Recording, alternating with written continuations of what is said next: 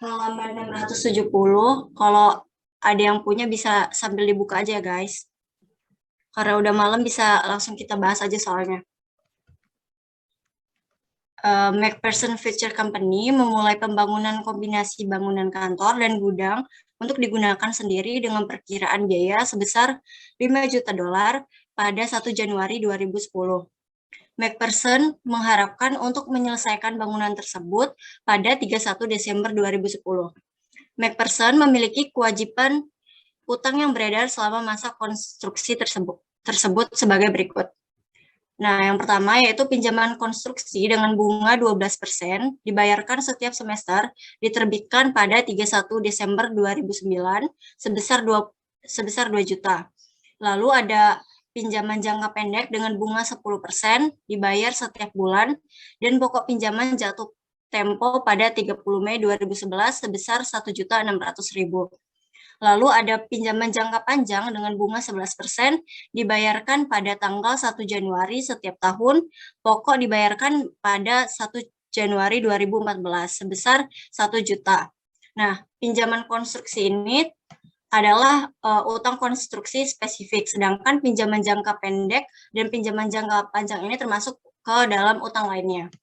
Nah, pertanyaan yang pertama yaitu, asumsikan bahwa McPherson menyelesaikan bangunan kantor dan gudang pada tanggal 31 Desember 2010 seperti yang direncanakan dengan total biaya sebesar 5.200.000 dolar dan akumulasi pengeluaran rata-rata tertimbang sebesar 3.800.000 dolar. Hitung bunga yang dapat dihindari pada proyek ini. Nah, sebelumnya kalian udah pada tahu belum rumus untuk menghitung bunga yang dapat dihindari? Ada yang tahu nggak?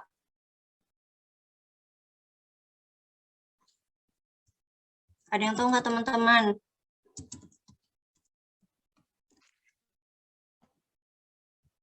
Belum, Kak. Oh, pada belum ya? Jadi rumus untuk menghitung bunga yang dapat dihindari yaitu akumulasi pengeluaran rata-rata tertimbang dikalikan dengan suku bunga.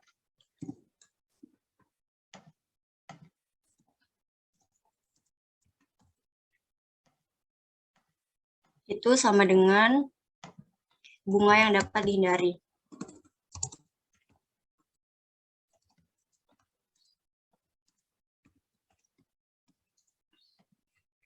Dari soal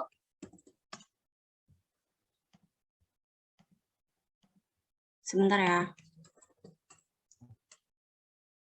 Nah, dari soal kan sudah diketahui ya, jumlah akumulasi pengeluaran rata tertimbang itu 3.800.000 dolar. Nah, ini adalah totalnya 3.800.000 dolar. Nah, sedangkan akumulasi ini terbagi menjadi dua. Yang pertama untuk pinjaman konstruksi. Lalu yang kedua itu untuk pinjaman lainnya. Nah, ini disebut dengan tingkat kapitalisasi.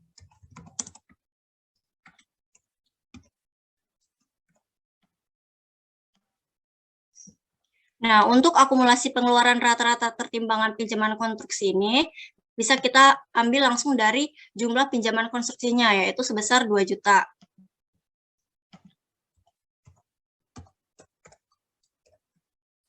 Nah, untuk pinjaman lainnya, itu bisa kita ambil saja sisanya dari 3.800.000 ini, yaitu 1.800.000. Nah, untuk suku bunganya juga sama, yang pinjaman konstruksi bisa kita ambil di sini 12%. Nah, sedangkan untuk suku bunga tingkat kapitalisasi ini bisa kita hitung dengan mencari total bunga serta total pokok terlebih dahulu. Nah, itu caranya.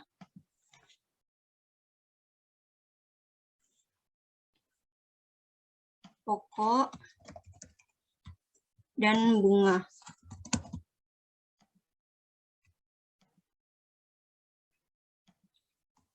pinjaman jangka pendek. Nah, pinjaman jangka pendek ini bunganya 10%, jangka panjang 11% ya. 10%.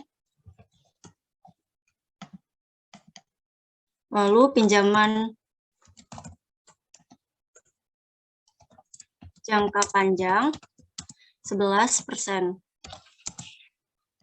Ini dikalikan dengan pokoknya. Pokok ini adalah jumlah pinjamannya.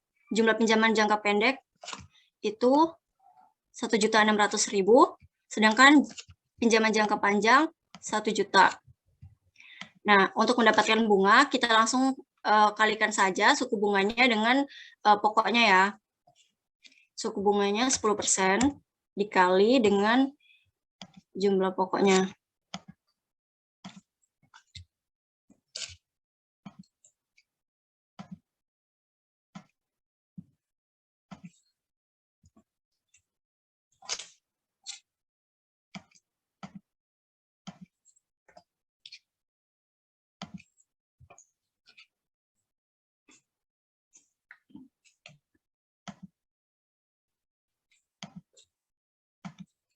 Ini 11%. Nah, setelah itu kita jumlahkan jumlah pokoknya. Jumlah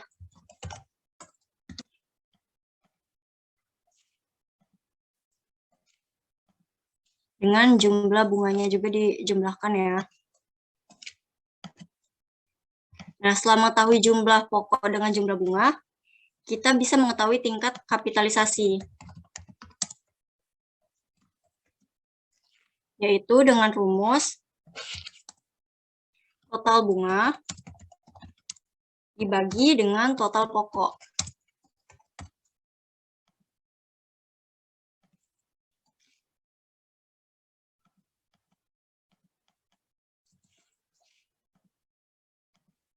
Total bunganya itu 270.000 dibagi dengan total pokoknya 2.600.000. Sehingga ini dalam bentuk persen ya.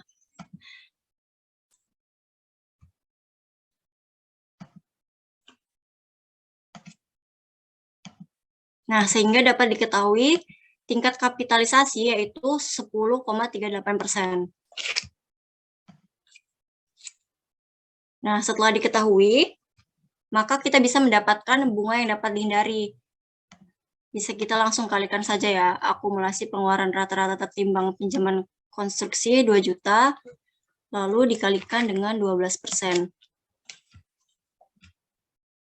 Ini 1.800.000 dikalikan dengan 10,38%.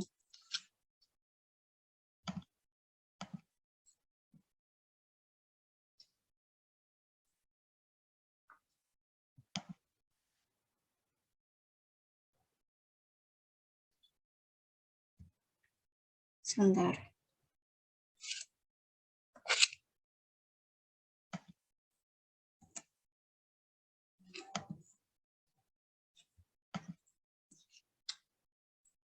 Nah, setelah itu bisa kita langsung jumlahkan. Sehingga kita ketahui bunga yang dapat dihindarinya itu totalnya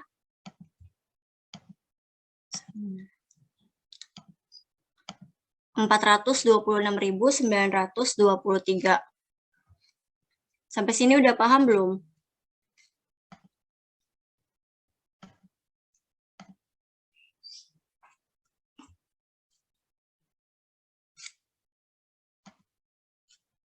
Wah, keren ya, pada paham semua.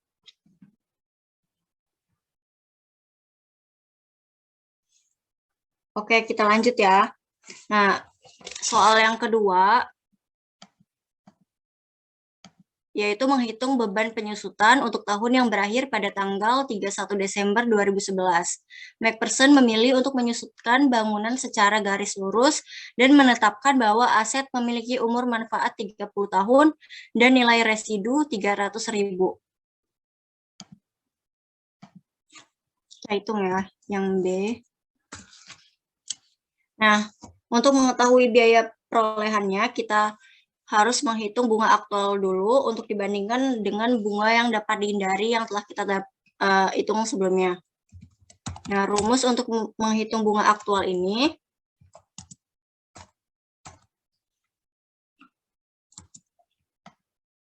adalah total pinjaman dikalikan dengan bunga yang dibayarkan. Suku bunga. Nah, untuk pinjaman konstruksi, total pinjamannya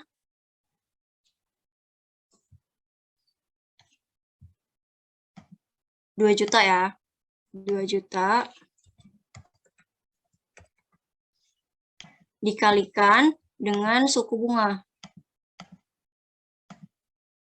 Suku bunganya 12%.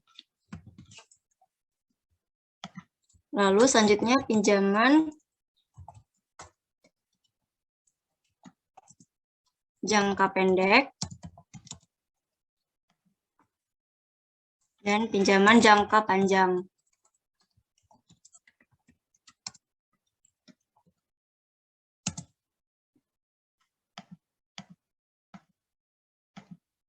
Rp1.600.000 dan Rp1.600.000 dan Rp1 juta.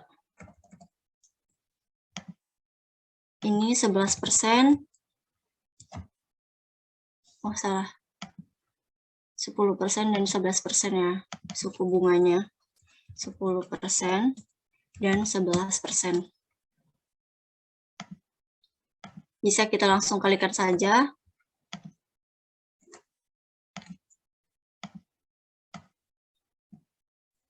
Nah, lalu kita jumlahkan ya.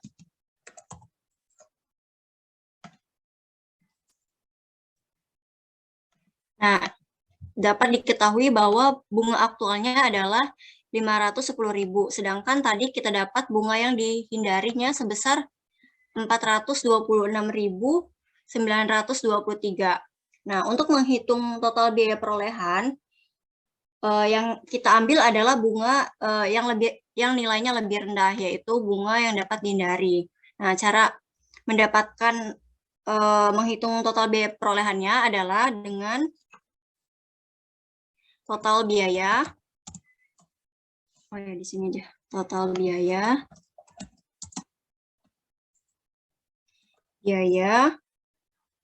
ditambah dengan kapitalisasi bunga ya. Kapitalisasi bunga yang dapat dihindari tadi.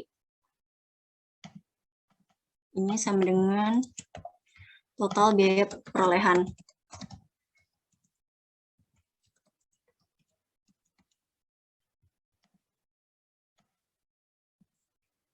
Nah, di soal tadi total biayanya diketahui sebesar Rp5.200.000. Langsung kita masukkan saja.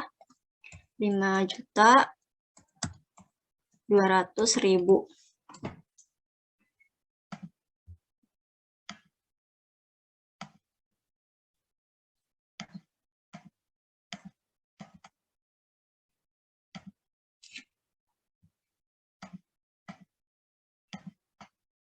Sebentar.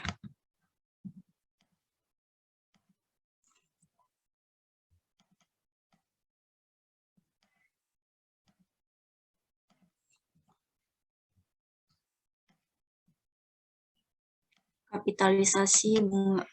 Kapitalisasi bunganya diambil dari bunga yang dapat dihindari ya. Nah, setelah itu bisa kita langsung tambahkan saja. Nah, sudah ketemu total biaya perolehannya. Lanjut, kita akan menghitung beban penyusutan. Sebelumnya udah pada tahu belum nih rumusnya untuk menghitung beban penyusutan?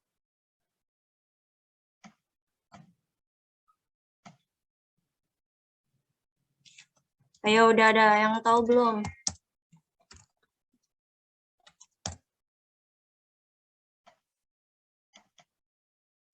Metode garis lurus ya, sesuai dengan soal. Ayo, siapa yang bisa?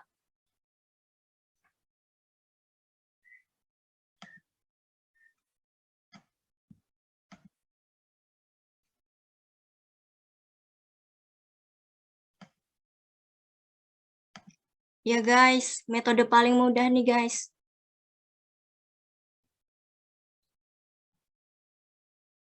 Ada yang inget gak? Nih dari soalnya aja nih diketahuinya. Ada nilai residu. Ada nilai residu sama umur ekonomisnya. Sama tadi kita udah dapat biaya perolehan. Biaya perolehan dikurangi nilai residu dibagi umur aset, Kak. Wah, keren Nafila. Benar. Biaya perolehan dikurangi nilai residu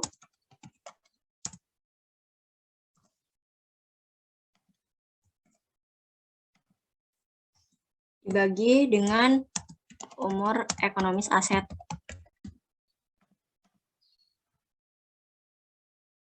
Nah, biaya perolehannya tadi sudah didapat, yaitu sebesar ini ya, 5.626.923 dikurangi dengan nilai residunya.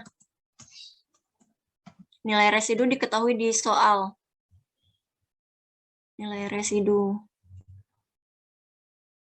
Ini sebesar 300.000.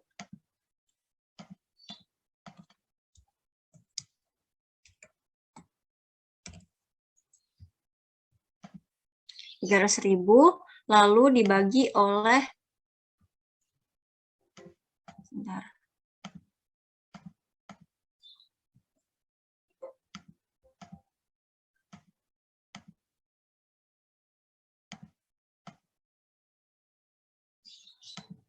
Dibagi dengan umur asetnya 30 tahun.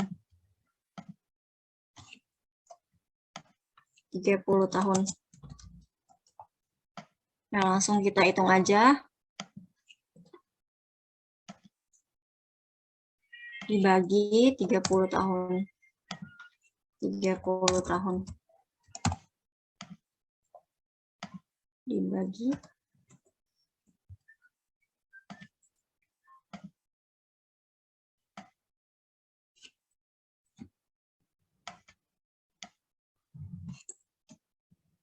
Nah, sehingga bisa dapat yaitu beban penyusutannya sebesar 177.564.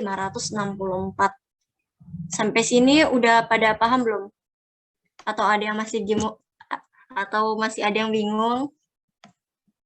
Wah, kata Nafila demi Gopay, Kak. Waduh, keren ya, semangat banget.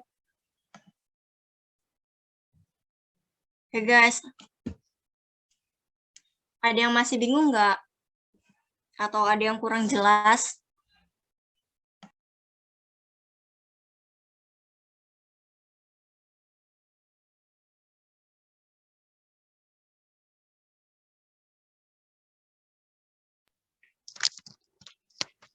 Jadi ada yang mau nanya nggak nih guys? Karena waktu kita udah mau jam 10, jadi kalau misalnya nggak ada yang mau nanya, nanti kita lanjut ke bab 11-nya. Bab 11 juga cuma satu soal, tapi kalau misalnya ada yang mau nanya, silakan ada yang mau nanya.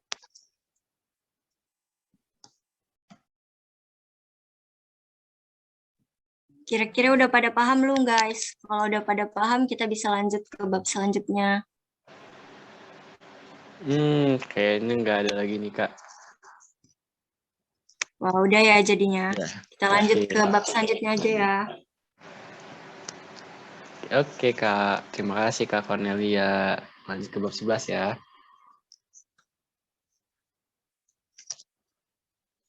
Oke, karena udah malam kita langsung aja ya.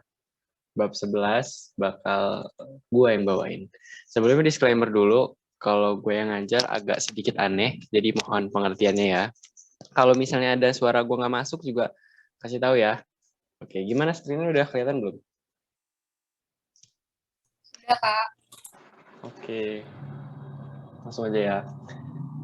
Jadi di bab 11 ini kita bakalan ngebahas tentang depresiasi atau penyusutan, depresi, juga sejenisnya dan jenis yang lainnya. Untuk permulaan aja, namanya penyusutan ya jelas-jelas akan ada sesuatu yang disusutkan. Kalau depresi itu sama aja, dia akan disusutkan, tapi bedanya dia lebih ke arah aset-aset yang seperti gas, minyak, aset biologis, dan lain-lain. Dan uniknya guys, penyusutan ini nggak ada PSAK khusus yang mengatur tentang ini. Jadi, penyusutan ini lebih banyak atau ada disebutkan di salah satunya di PSAK nomor 16, yaitu tentang aset tetap. Kalau nggak salah di PSAK 16, koreksi kalau salah ya. Lanjut. Nah, di bab 11 ini, kita bakalan ngebahas tentang penyusutan dan lain-lain kan. Nah, penyusutan ini ada beberapa metode yang digunakan. 5 di antaranya itu ada metode berdasarkan aktivitas, ada yang garis lurus, ada yang metode pembebanan menurun, ada yang saldo menurun. Nah, itu berapa tuh? 4 ya, sorry. Salah sebut gua. Nah, yang paling gampang dan yang paling sering digunain itu ada di garis lurus. Jadi kalau misalnya kalian nanti kuis atau UAS, bisa diprediksi yang paling sering muncul itu adalah garis lurus. Kenapa? Karena itu yang paling gampang. Paling gampang dikerjain juga paling gampang untuk dibuat dosen. Jadi kalau di garis lurus tadi yang udah dijelasin sama Kak Cornelia, garis lurus itu rumusnya gampang, hanya harga biaya biaya perolehannya dikurangi nilai residu dibagi estimasi umur manfaat, itu udah jadi beban penyusutannya. Kalau misalnya metode aktivitas, itu sama aja rumusnya, biaya perolehan aktivitas dikurangi residual, tapi dikalikan dengan jumlah jam atau jumlah kerjanya, jam kerjanya dibagi total estimasi jam atau waktu kerjanya. Kayak misalnya kalian nggak beli mesin, kalian perkirakan nilai residualnya 0, dipakai per harinya itu 1000 jam, estimasi kerjanya selama 5 tahun itu 5000 jam. Ya udah, harga perolehannya dikurangi residualnya 0 tadi, dikali sama pemakaiannya per hari atau per tahun atau per bulan, tadi diketahui 1000, terus dibagi sama estimasi total waktu waktu jam kerjanya. Nah, kalau misalnya ada pembebanan menurun, itu ada 2 lagi guys, dibagi sama 2. Yang pertama itu sama angka tahun, dan yang keduanya itu sebenarnya selalu menurun ganda, itu digabung satu sama metode pembebanan umum. Kalau misalnya jumlah angka tahun, itu dia benar-benar ngitung tahun pertama sampai tahun terakhir. Kalau misalnya kalian jago matematika, itu pernah disebut namanya itu faktorial, kayak n faktorial segala macam. Tapi bukan ya, bukan faktorial. Jadi misalnya nih ada abang-abang nasi goreng beli panci. Nah, pancinya itu dia perkirakan umurnya itu 5 tahun. Kalau misalnya nilai penurunan ganda, itu dia bakal ngitung estimasi total masa hidupnya itu dari 5, 4, 3, 2, 1. Nah, karena diperkirakan 5 tahun, total estimasinya itu 5 per 5 tahun, atau 4 per 5 tahun, 3 per 5 tahun, dan seterusnya. Kayak gitu. Fraksi penurunannya, dia juga punya fraksi penurunannya. Fraksi penurunannya itu adalah jumlah dari angka tahunnya. Kayak misalnya 5, 4, 3, 2, 1, itu kalau dijumlahin itu 15. Maka fraksinya itu 5 per 15, 4 per 15, dan seterusnya. Kalau misalnya angka penurunan ganda atau saldo penurunan ganda, itu awalnya ditentukan oleh garis lurusnya. Misalnya tadi kayak abang nasi goreng, beli panci. Dia perkirakan masa hidup si panci ini 5 tahun nih. Nah, karena garis lurus itu menggunakan estimasi perkiraan hidupnya 5 tahun, ya udah kalian anggap aja kalau misalnya abang nasi goreng ini belinya harga panci ini 100.000 dan dia 5 tahun, itu berarti dia penurunannya itu 20% per tahun ya kan. Nah, 20% ini kalau di saldo penurunan ganda, dia akan dikalikan 2 lagi, baru dijadikan beban penyusutannya. Itu metode penyusutan yang digunain di bab 11 ini. Kalau depresi gimana Kak? Kalau depresi itu sama aja. Bedanya dia digunakan hanya untuk barang-barang tambang, mineral, gas, dan lain-lain. Itu sama aja. Lanjut ya langsung ke soalnya. Langsung lanjut ke soalnya. Nastar Manufacturing memiliki peralatan tahunan atas peralatan yang terdiri 5 part. Nah, ini dia mintanya ngitungnya per part nih. Jadi kita ngitung penyusutannya per part A, part B, part C, sampai part E. Di sini udah ada totalnya. Perintahnya adalah buatlah jurnal penyesuaian yang diperlukan dengan asumsi menggunakan metode garis lurus.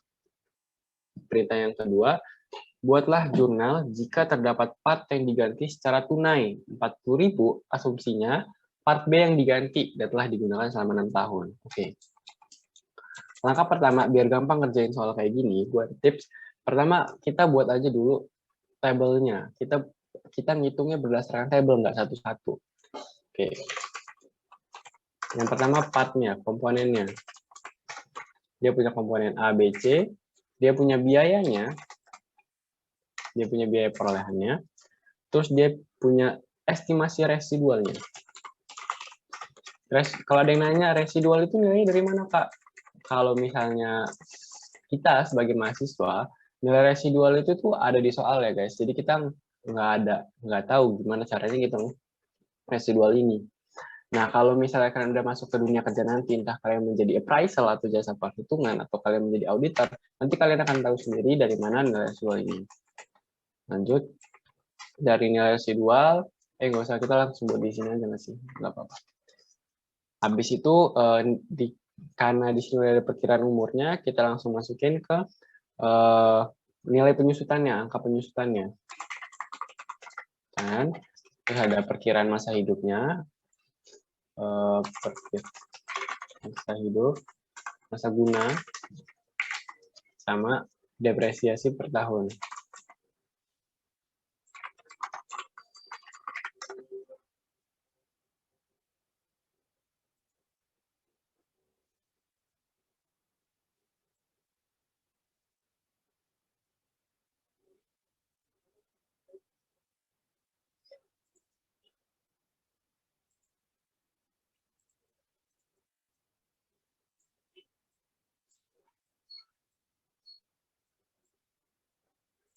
Oke, komponennya kan ada 5. A, kode. B, C, D, E. Ya, perolehannya kita copy aja, karena sama aja. Nilai residualnya juga kita copy aja, karena sama aja.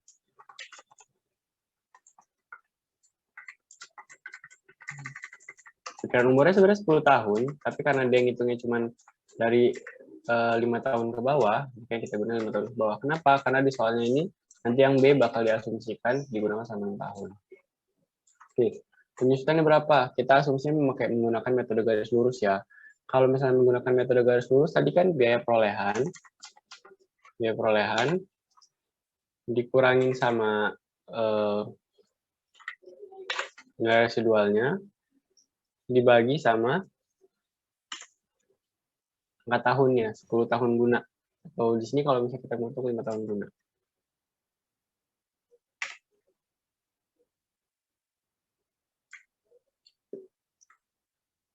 Halo, ada suara gua kedengeran ya? Jadi masuk kok.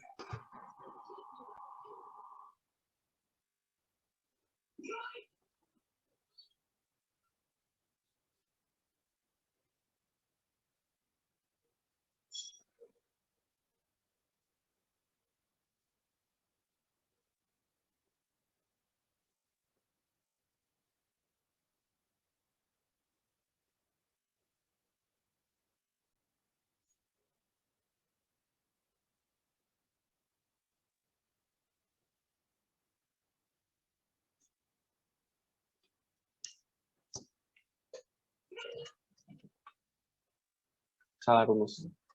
Halo, tes. Ada ini enggak? Masuk. Masuk ya? Oke, sorry ini gue salah. Dia nggak langsung, biar tadi ada yang ngomong, ada yang salah. Oke, makasih koreksinya. Jadi di sini di penyusutan ini dimaksudnya itu angka yang disusutkannya atau nominal yang disusutkannya. Di sini yang disusutkannya itu dia ngikutin angka per tahunnya. Tadi kita satu-satu ngitungnya. Biaya perolehannya dikurangi residualnya dulu, hasilnya ini. Oke, ini juga sama aja. Kita beda langsung. Nah, sekarang kita ngikutin depresiasi per tahun. Kita pengen tahu nih, yang disusutin per tahunnya itu berapa per part. Baru yang ini dibagi sama per tahunnya, angka tahunnya. Misal dia udah dipakai 10 tahun, udah 10 dibagi 10, gitu seterusnya. Dia udah dipakai 9, dia udah dipakai 8, dia udah dipakai selama 7 tahun, kayak gitu seterusnya.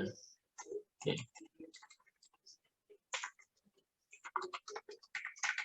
Di sini kalau misalnya ada yang kalian nggak paham, atau gue ngejelasinnya kecepatan, langsung di-cut aja ya guys ya. Ini total semuanya.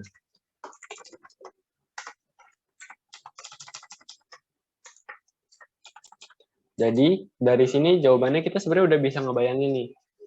Beban penyusutannya, total beban penyusutan per part itu berapa. Tapi kalau misalnya di soalnya itu minta part A, beban penyusutan part A aja berapa, ya udah. Itu tinggal beban penyusutan pada akumulasi penyusutan part A 3.500, part B 3.200 dan seterusnya. Tapi kalau misalnya dia mintanya seluruh part ini dalam keseluruhan ini beban penyusutannya berapa?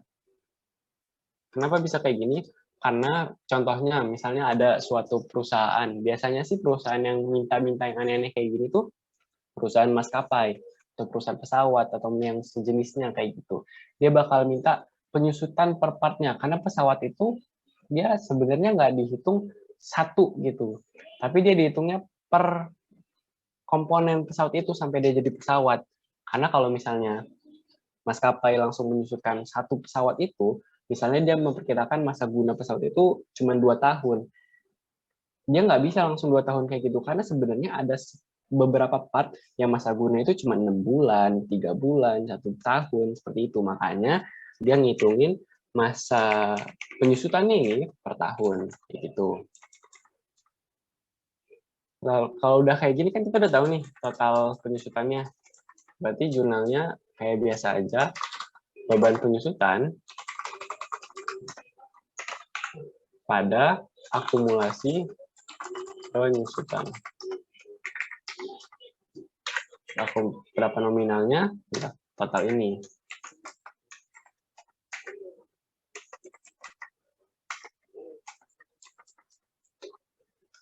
Oke, lanjut ke soal nomor 2. Buatlah jurnal jika terdapat part yang diganti secara tunai. Nah, yang diganti itu secara cash 40.000. Kita asumsinya di sini yang diganti itu adalah part B yang telah digunakan selama 6 tahun. Nah, pertama-tama yang kita analisis di sini adalah berapa, yang pasti yang pertama itu berapa penyusutannya setelah 6 tahun pemakaian. Yang kedua, karena kita ganti jadi 40.000, jadi sebenarnya berapa sih akumulasi penyusutannya? Nah, yang kita jurnal di sini ada yang pertama adalah, yang pertama langsung aja yang diganti. Kita ngeganti, terus kita ngejual. Kita ngeganti, terus kita ngeluarin yang lama. Berarti sama-sama ngeluarin equipment. Atau peralatannya kan. Terus yang kedua, kita mau cari nih, berapa akumulasi penyusutan yang telah dipakai. Terus yang ketiga, ada nggak sih kerugian atau keuntungan kita menggantinya, mengganti peralatan yang kita ganti ini.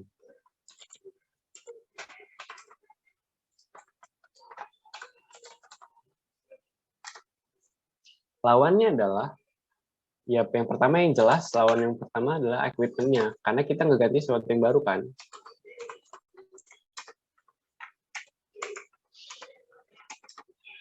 Terus yang kedua, kita ngegantinya secara cash atau piutang. Di sini kita ketahui digantinya secara tunai. Berarti kita dapatnya secara cash. Oke. Yang pertama yang kita ketahui langsung itu ada biaya penggantiannya yaitu 40.000. Terus yang kedua, kita mau tahu nih akumulasi penyusutannya berapa. Kita tahu dari mana akumulasi penyusutannya? Kita tahu dari akumulasi yang udah ada. Akumulasi penyusutannya per tahun itu 3.200 kan. Tapi dia bilang itu udah dipakai selama 6 tahun. Ya udah, gampangnya tinggal kita kali 6. Terus loss on disposalnya atau kerugian yang kita dapatnya gimana nih? Itu kita belum tahu. Kenapa? Karena kita nggak bisa menentukan ini kecuali kita tahu nih barang yang udah kita keluarkan untuk ini. Oke. Cash pengeluaran kita jelas 40.000.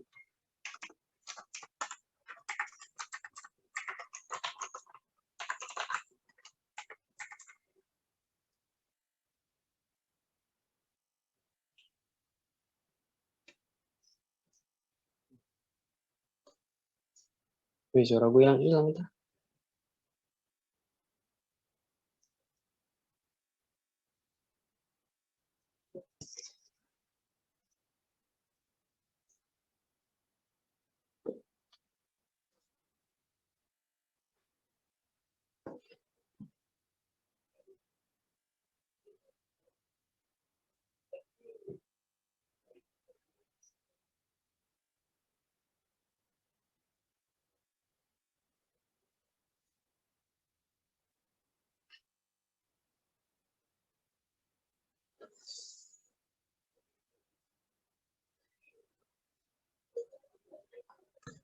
Oke.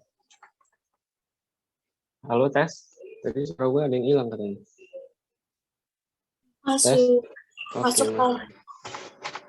Oke, aman ya. Sorry kalau yang lawan. Oke, lanjut. Nah, di equipment ini kita ngisi apa? Berapa nominalnya? Nominal yang kita gunain di equipment ini adalah nominal dari total masa guna yang udah kita gunain. Dia bilang 6 tahun. Digunakan telah 6 tahun. Sisanya berapa? Sisanya 3 tahun.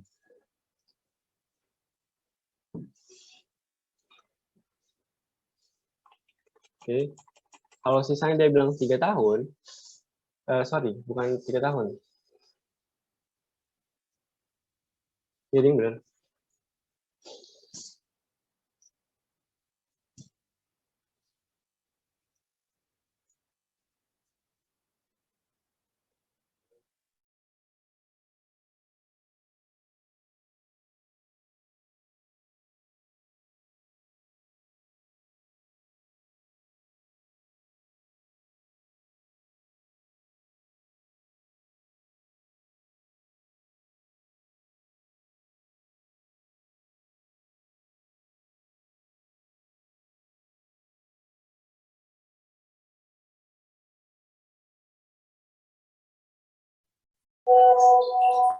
Ini Karepala keluar, tunggu sebentar ya guys. Ada masalah jaringan.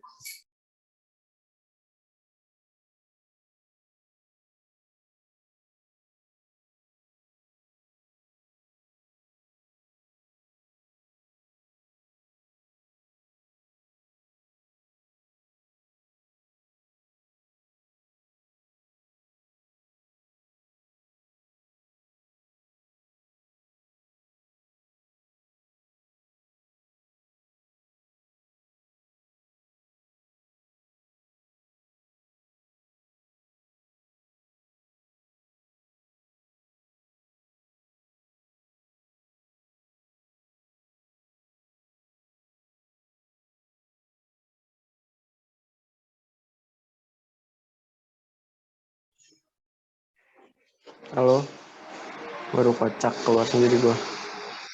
Masuk. Oke. Aduh, sorry banget ya keluar-keluar. Lanjut. Tadi sampai mana tadi? Equipment. Oh ya, equipment yang kedua. Equipment yang pertama kan 40.000 yang kita gunain untuk ngeganti. Equipment kedua itu adalah jumlah pakainya. Untuk disposalnya, loss disposalnya jumlah pakai 6 tahun yang udah kita gunain.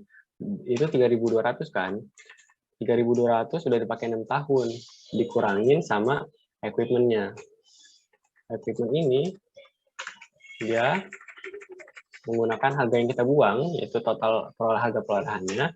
Nah, loss on disposalnya itu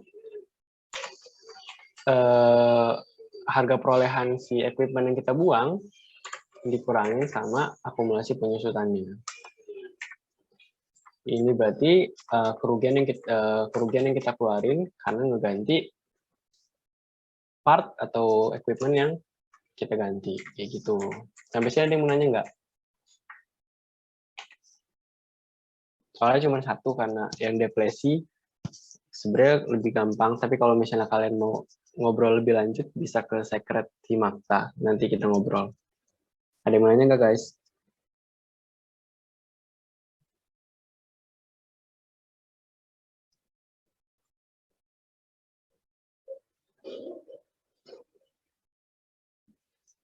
Oke, kalau nggak ada yang mau nanya, kita cukupin aja sampai sini karena udah malam. Oke.